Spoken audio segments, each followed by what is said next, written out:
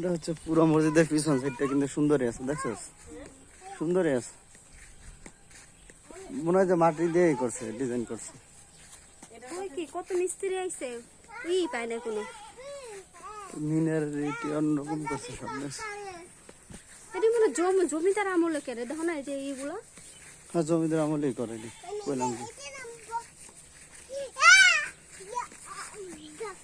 দেখছো পুরাটা কি সুন্দর করে কষ্ট ঘুরে ঘুরে, সব দিকে একরকম।